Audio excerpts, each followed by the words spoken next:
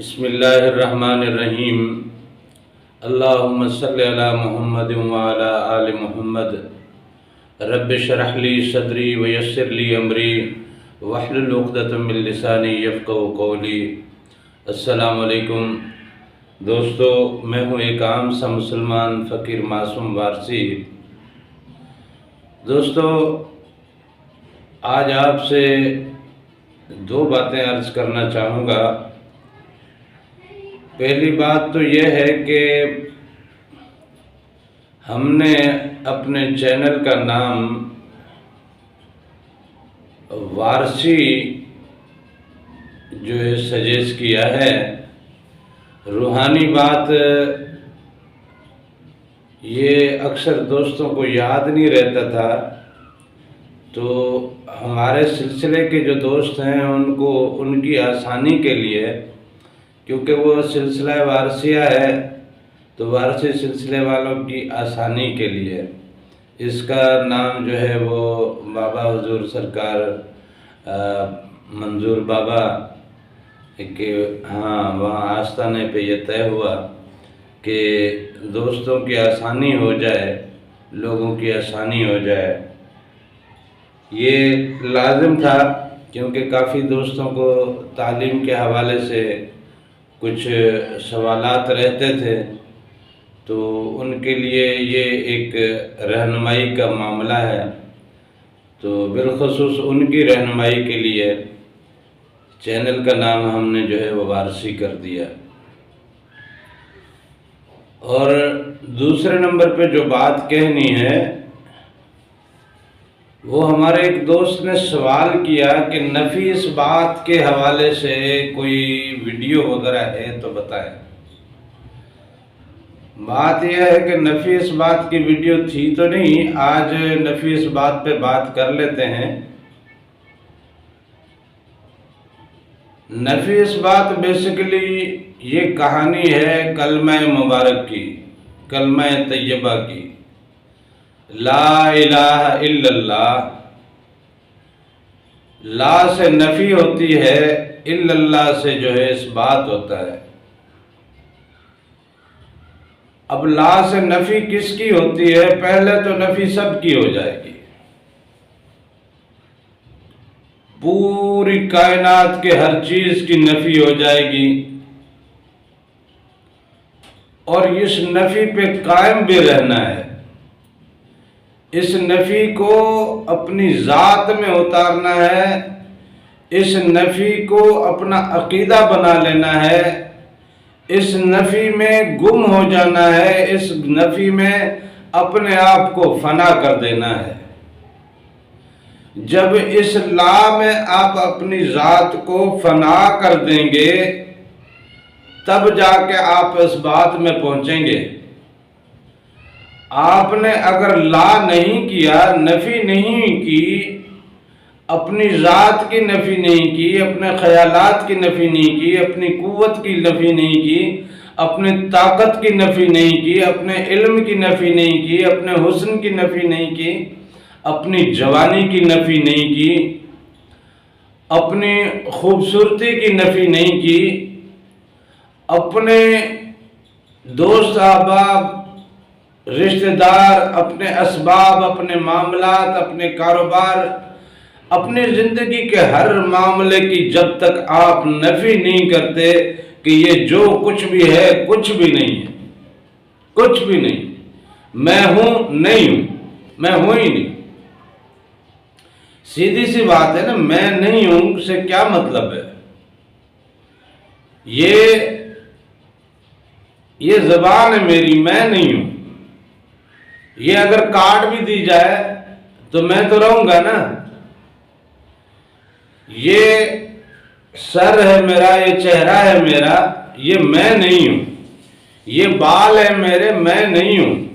یہ آنکھ ہے میری، آنکھ ہے، اگر یہ نکل جائے پھر بھی میں تو رہوں گا۔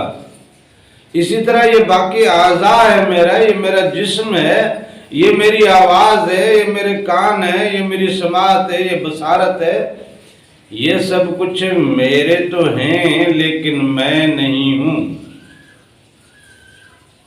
تو میں کہاں ہوں؟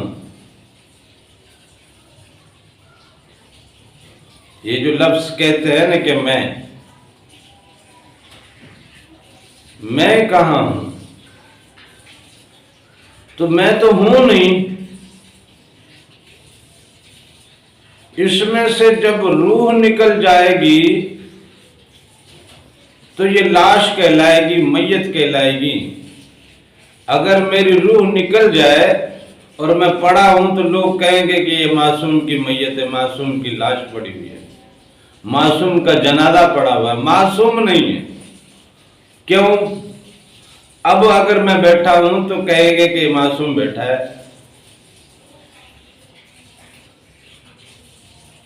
یعنی حقیقت میں جو وجود ہے وہ روح کا ہے، اور روح کیا ہے؟ رب کا اذن ہے، رب کا کرم ہے، رب کی عطا ہے، رب کی طرف سے ملا ہوا ایک تحفہ ہے. تو رب کا تحفہ رب واپس لے لیتا ہے تو بس بات ختم. میں کہاں رہا؟ میں تو ہوں نہیں. اس لیے نفی تو سب سے پہلے اپنی ذات کی کرنی ہے. اپنی ذات کی نفی کرنے سے اپنی عقل اور ذہانت کی نفی کرنے سے اپنے تمام خواہشات اور تمناؤں اور آرزوں اور اپنے تمام پلاننگز کی نفی کرنے سے، اپنے عقل و شعور کی نفی کرنے سے، یہ عقل اللہ نے دی ہوئی ہے. اللہ چاہے تو عقل پہ پردے ڈال دے. یہ نظر اللہ نے دی ہوئی ہے، چاہے تو نظر واپس لے لے. یہ سماعت اللہ نے دی ہوئی ہے، چاہے تو کانوں کے پردے بند کر دے. یہ کلام کرنا یہ اللہ کا کرم ہے. اللہ چاہے تو زبانوں کو گنگ کر دے. یہ ہاتھ میرے چل رہے ہیں، رب چاہے تو ان ہاتھوں کو ایک جگہ بند کر دے، سکاڑ دے، ختم کر دے. پوری کی پوری سائیڈ اللہ تعالیٰ چاہے تو ختم کر سکتا ہے، پیرالائز کر سکتا ہے. چاہے تو پورا جسم پیرالائز کر سکتا ہے. یہ تو سارا اس مالک کے کرم کا کرشمہ ہے. میرا تو اس میں ہے ہی کچھ نہیں. تو جب میرا کچھ نہیں ہے تو اب جب اس جسم کو بھوک لگی تو اب بھوک کی پرواہ کیوں ہے بھائی؟ وہ پرواہ اس لیے ہے کہ یہ ساری چیزوں کو میں نے اپنا سمجھ رکھا ہے. جب میں ان تمام چیزوں کو اپنا نہیں سمجھوں گا، ان تمام چیزوں کی نفی کر دوں گا، اپنی پوری ذات کی نفی کر دوں گا، بھوک نہیں لگے گی. آپ نفی کی منزلوں میں جا کر تو دیکھیں، بھوک نہیں لگے گی، نیند نہیں آئے گی آپ کو. اب جب آپ نہیں رہے تو پھر یہ کیا رہا؟ پھر جو یہ رہا اسے بھوک کی ضرورت نہیں ہے. جب آپ نہیں رہے اس میں کچھ اور ہے، اور وہ جو ہے اس کو پھر نیند نہیں آتی. وہ پھر بھٹکتا نہیں ہے، وہ پھر گناہ نہیں کرتا، وہ پھر ہوس نہیں رکھتا، وہ حسد نہیں رکھتا، وہ جیلسی نہیں رکھتا، وہ اناد نہیں رکھتا، وہ دشمنی نہیں رکھتا. وہ تو پھر کرم رکھتا ہے. آپ کی ذات میں کرم اتر آئے گا، آپ کی ذات میں شفا اتر آئے گی، آپ کی ذات میں محبت اتر آئے گی، آپ کی ذات میں رب کے ایسے ایسے کمالات اتریں گے کہ آپ کے پاس دنیا خلافت کے معاملات یہاں سے حل ہوتے ہوئے دیکھے گی. خلافت کی ذمہ داریاں ادا ہونا شروع ہو جائیں گی آپ کی جانب سے. لا میں آپ جا کے دیکھیں. لا میں جب آپ جائیں گے، اس لا سے جب دنیا کی ساری طاقتوں کی نفی کر دو، دنیا کے تمام اسباب کی نفی کر دو، دنیا کے تمام معاملات کی نفی، جب اپنی ذات کی نفی ہو گئی، میں ہوں ہی نہیں. جب میں نہیں ہوں تو میرے لیے اس دنیا کا معاملہ کیا؟ جب میں نہیں ہوں تو پھر دنیا کے یہ اسباب کیا؟ جب میں نہیں ہوں تو دنیا کا رعب اور دبدبا کیا؟ جب میں نہیں ہوں تو دنیا کا اثر رسوخ کیا؟ جب میں ہی نہیں ہوں تو دنیا کے معاملات کیا؟ اسی لیے فرمایا کہ موتو قبل ان تموتو، مرو اس سے پہلے کہ تمہیں موت آ جائے۔ تو کہانی تو ساری نفی سے ہوتی ہے۔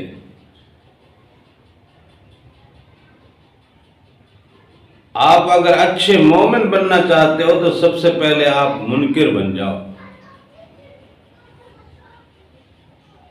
اپنی ذات کے منکر بن جاؤ، اس پوری دنیا کی ہر چیز کے معاملے کے منکر بن جاؤ۔ یہ جتنے بھی معاملات ہیں یہ صرف اور صرف رب کی ذات کا کرم ہے، اس رب کا رچایا ہوا ایک کھیل ہے، اس رب کی طرف سے یہ ایک عجیب سا ایک سلسلہ ہے، بس اس رب کا ہی ہے جو کچھ بھی ہے۔ جب ہر چیز کی نسبت آپ رب سے کر دیتے ہیں تو آپ رب کا اس بات کر دیتے ہیں، پھر آپ کو یہ ثبوت ملنا شروع ہو جاتے ہیں کہ رب کا کارنامہ اس میں کیسے ہوا، رب کی قدرت اس میں کیسے آئی، رب کا کرم اس میں کیسے آیا، رب کے رنگ اس میں کیسے آئے، رب کی ربوبیت کیسے کام کر رہی ہے اس میں، اللہ کی الوہیت اس میں کیسے کیسے کام سر انجام دے رہی ہے۔ یہ تمام چیزیں آپ کے اوپر آشکار ہوں گی، لیکن یہ ہے کہ آپ سب سے پہلے اس بات کی نفی کر دیں کہ میں بھی کچھ ہوں، میں تو کچھ نہیں ہوں، میں کچھ بھی نہیں ہوں، میری ذات کچھ نہیں ہے، میری اوقات کچھ نہیں ہے، میرے اندر اگر کچھ ہے تو یہ میرا نہیں ہے، میرے اندر جو کچھ بھی ہے یہ میں نہیں ہوں، یہ اس رب کا دیا ہوا ہے۔ وہ بیماری بھی دیتا ہے، وہ شفا بھی دیتا ہے، تو بیماری بھی اس کی، شفا بھی اس کی۔ جب ہر چیز کی نسبت رب سے ہو گئی تو پھر گناہ کا تو تصور ہی نہیں ہے، پھر تو دوزخوں کا کوئی ڈر ہی نہیں ہے، پھر جنتوں کی کوئی طلب ہی نہیں ہے، پھر تو سارے جھنجھٹوں سے انسان آزاد۔ میرا خیال ہے نفی اور اس بات کا اس سے آسان اور اس سے سہل انداز میں سمجھانا شاید ممکن نہ ہو، کیونکہ نفی اس بات کا فلسفہ اتنا گہرا ہے کہ اس فلسفے میں آپ جائیں گے تو آپ پوری کائنات میں اس طرح جناب بھٹک جائیں گے کہ اس فلسفے میں آپ صرف آپ لا کے فلسفے میں بھی آئے نا تو آپ حیران رہ جاؤ گے کہ رب کی ربوبیت کیا ہے، اللہ کی الوہیت کیا ہے، اس کا کرم کیا ہے، اس کی قدرت کیا ہے، اس کی خلقت کیا ہے، اس کے باقی معاملات کیا ہیں۔ آپ لا کے رستے پہ، لا کی حدوں میں، لا کی منزلوں میں قدم تو رکھ کے دیکھیں۔ لہذا نفی اس بات تو صرف اسی بات سے ہے کہ پوری چیزوں کی نفی، لا الہ الا اللہ، الا اللہ جو ہے وہ اس بات ہے، لا الہ جو ہے یہ نفی ہے۔ نفی اس بات دا پانی، نفی اس بات کا سبق، نفی اس بات کے معاملے بہت سے بزرگوں نے پڑھا ہے، بہت سے بزرگوں نے پڑھا ہے، بہت سے بزرگوں نے اشعار لکھے، بہت سے بزرگوں نے اس میں عجیب اور بڑی خوبصورت اور بڑی دلکش اور دل نشین تصویریں کھینچی ہیں، بڑے خوبصورت معاملات ہیں۔ بس آپ لا کی منزلوں میں جائیں، نفی کی منزلوں میں تو آپ قدم رکھیں۔ آپ سب سے پہلے تو اپنی ذات سے نفی کی ابتدا کریں، آغاز آپ کی ذات سے ہونا چاہیے۔ اللہ تعالیٰ سے دعا ہے کہ وہ ہمیں اپنے اور اپنے حبیب کے عشق کی دولت سے مالا مال کرے، آمین، جزاک اللہ۔